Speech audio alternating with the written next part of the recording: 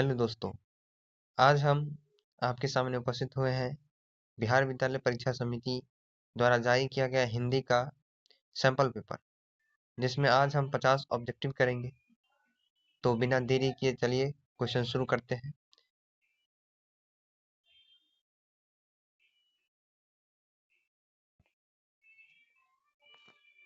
पहला क्वेश्चन कहता है कि दिल छोटा करना मुहावरे का अर्थ है। तो दिल छोटा करना मुहावरे का अर्थ होता है हतोत्साहित करना। हतोत्साहित हो जाना मतलब दिल छोटा करना का अर्थ होता है। अगले क्वेश्चन की तरफ चलते हैं। अगला क्वेश्चन कहता है कि आंखों का तारा होना मुहावरे का अर्थ है। आंखों का तारा होना एक मुहावरा है जिसका अर्थ होता है, आप सब जानते होंगे, जिसका अर्थ होता है प्रिय होना। जिसका अर्थ होता है प्रिय होना। ऑप्शन बी इसका सही हो जाएगा। अगले क्वेश्चन की तरफ चलते हैं। अगला क्वेश्चन तीसरा नंबर कहता है लाल पीला होना का मतलब क्या है।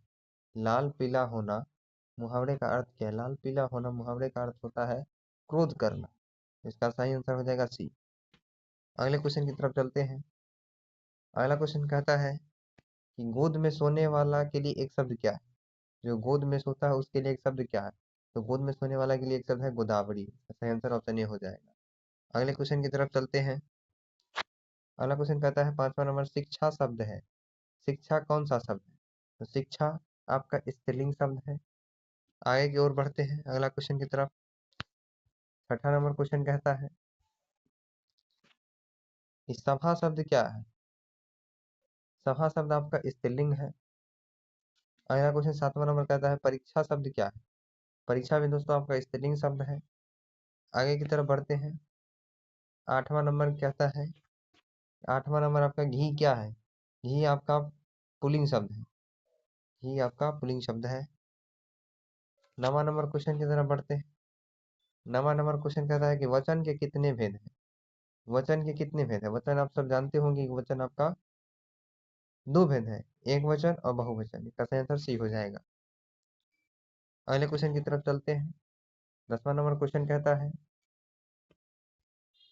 कि अग्नि का पर्यायवाची शब्द क्या है। अग्नि का पर्यायवाची शब्द क्या है। तो अग्नि का पर्यायवाची शब्द पावक। ऑप्शन डी हो जाएगा। 11 नंबर क्वेश्चन कहता है कमल का पर्यायवाची शब्द क्या है। तो कमल का पर्यायवाची शब्द ऑप्शन नंबर बी सरोज हो जाएगा। अगले की तरफ कुछ चलते हैं।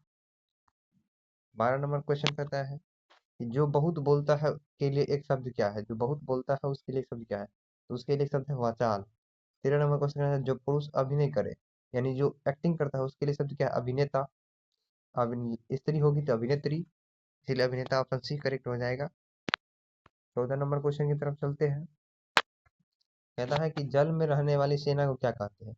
जैसा कि आप सभी जानते हैं हमारी जल में रहने वाली सेना को नौसेना कहते हैं। तो सही आंसर सी हो जाएगा। अगली तरफ क्वेश्चन की तरफ बढ़ते हैं। 15 नंबर कहता है कि तीव्र बुद्धि वाला के लिए एक शब्द क्या है। तो तीव्र बुद्धि वाला के लिए एक शब्द है आपका कुशाग्र बुद्धि। ऑप्शन ए इसका सही आंसर हो जाएगा। अगले क्वेश्चन की तरफ चलते हैं। अगला क्वेश्चन कहता है 16 नंबर कि कमल नयन में कौन सा समास है। कमल नयन, तो कमल नयन में आपका कर्मधारय समास है। ऑप्शन बी इसका सही आंसर हो जाएगा। अगले क्वेश्चन 17 नंबर की तरफ चलते हैं। आजीवन शब्द में कौन सा समास है। तो आजीवन शब्द में आपका अव्ययी भाव समास है। अगले क्वेश्चन की तरफ बढ़ते हैं। अगला क्वेश्चन 18 नंबर कहता है कि अग्रज अनुज शब्द में कौन सा समास है। अग्रज अनुज शब्द में कौन सा समास है। तो अग्रज अनुज शब्द में आपका द्वंद्व समास है। ऑप्शन बी सही हो जाएगा। अगला क्वेश्चन कहता है और नवरत्न शब्द में कौन सा समास है। नवरत्न शब्द में कौन सा समास। नवरत्न शब्द में आपका द्विगु समास है। जैसा कि हम जानते हैं कि नवरत्न शब्द द्विगु समास जो होता है वो उसके शुरू में उसका प्रथम पद जो होता है उसमें आपका संख्यावाचक शब्द होता है। तो नव यहाँ पे संख्या दिखा रहा है। नौ मतलब नौ होता है, इसलिए द्विगु समास हो जाएगा आपका। अगले क्वेश्चन की तरफ चलते हैं। 20 नंबर कहता है कि आयुष्मान का पर्यायवाची शब्द क्या है। आयुष्मान का पर्यायवाची शब्द आपका हो जाएगा चिरंजीवी। 21 नंबर कहता है पृथ्वी का पर्यायवाची शब्द क्या है। पृथ्वी का पर्यायवाची शब्द आपका भूमि हो जाएगा। अगले क्वेश्चन की तरफ चलते हैं 22 का। संधि के कितने भेद हैं। संधि के जैसा कि आप सभी जानते हैं संधि के आपका 3 भेद हैं, स्वर संधि, व्यंजन संधि और विसर्ग संधि। अगला क्वेश्चन कहता है दिगंबर शब्द का संधि विच्छेद क्या है? दिगंबर शब्द का सही आंसर है दिक जोर अंबर दिगंबर होता। अगले की तरफ चलते हैं। अगला क्वेश्चन कहता है यशोदा शब्द का संधि विच्छेद क्या है? यशोदा शब्द का संधि विच्छेद यशः जुड़दा हो जाएगा। यशोदा विसर्ग संधि का उदाहरण है। अगला क्वेश्चन कहता है तपोबल का संधि विच्छेद क्या है? तो तपोबल का संधि विच्छेद आपका हो जाएगा तपह जोर बल, तपोबल। 26 नंबर क्वेश्चन की तरफ चलते हैं। 26 नंबर क्वेश्चन कहता है कि वार्तालाप शब्द का संधि विच्छेद क्या है? तो वार्तालाप शब्द का संधि विच्छेद आपका हो जाएगा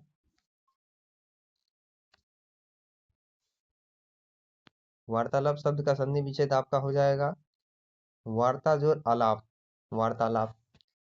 महेश शब्द का संधि विच्छेद क्या है? 27 नंबर कह रहा है महेश शब्द का, तो महेश शब्द का है महा जोर इस होता है महेश। अगले क्वेश्चन की तरफ चलते हैं 28 नंबर। अगला क्वेश्चन कहता है कठोर शब्द का विलोम क्या होगा? कठोर शब्द का विलोम आपका होता है कोमल। कठोर मतलब होता है जो हार्ड है और कोमल मतलब सॉफ्ट। अपोजिट पूछ रहा है तो ऑप्शन सी इसका सही हो जाएगा। 29 नंबर चलते हैं स्तुति शब्द का विलोम क्या होगा? स्तुति शब्द का विलोम होगा आपका निंदा। स्तुति शब्द का विलोम आपका स्तुति मतलब होता है किसी की आप प्रशंसा कर रहे हैं, इसीलिए उसका विलोम आप किसी की बुराई कर रहे हैं। निंदा इसका सही आंसर ऑप्शन बी हो जाएगा। अगले क्वेश्चन की तरफ चलते हैं। 30 नंबर क्वेश्चन कहता है 30 नंबर कहता है कनिष्ठ शब्द का विलोम क्या होगा? कनिष्ठ का मतलब होता है छोटा, छोटा का बड़ा क्या हो, छोटा का आपका हो जाएगा विलोम होता है बड़ा, तो बड़ा मतलब होता है ज्येष्ठ, इसलिए ऑप्शन बी इसका सही आंसर हो जाएगा। अगला क्वेश्चन कहता है अंतरंग शब्द का विलोम क्या होगा? तो अंतरंग शब्द का विलोम आपका हो जाएगा बहिरंग।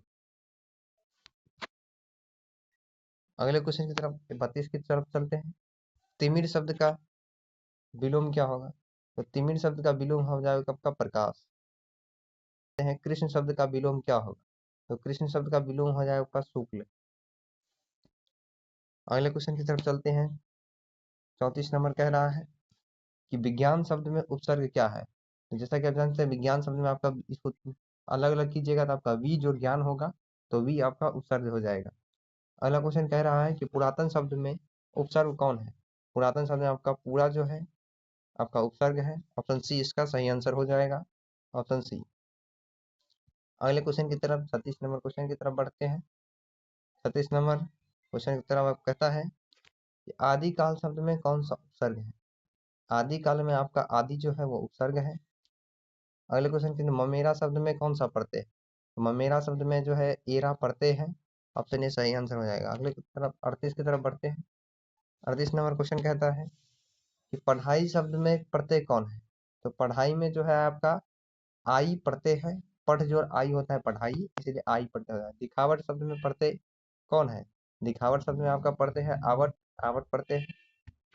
अगले क्वेश्चन की तरफ बढ़ते हैं। अगला क्वेश्चन कह रहा है कि शास्त्र का विशेषण क्या? तो शास्त्र का विशेषण आपका शास्त्रीय हो जाएगा। अगला कह रहा है कि 41 नंबर कह रहा है रंग शब्द का विशेषण क्या है? तो रंग शब्द का विशेषण रंगीन हो जाएगा। ऑप्शन डी इसका सही आंसर हो जाएगा। अगले क्वेश्चन की तरफ चलते हैं।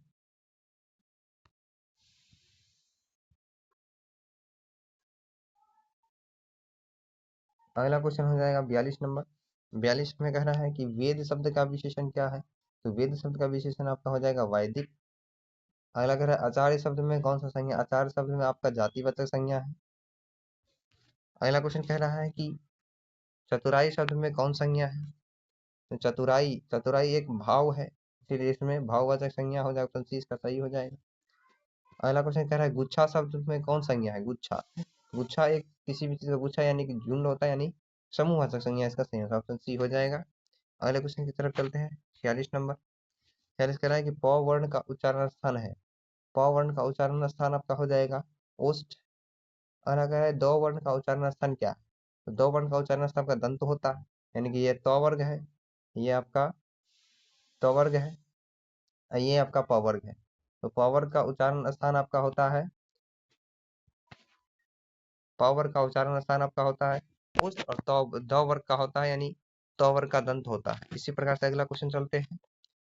अगला क्वेश्चन 48 कहता है कि क वर्ण का उच्चारण स्थान कहाँ है? तो क वर्ण एक क वर्ग है, क वर्ग है।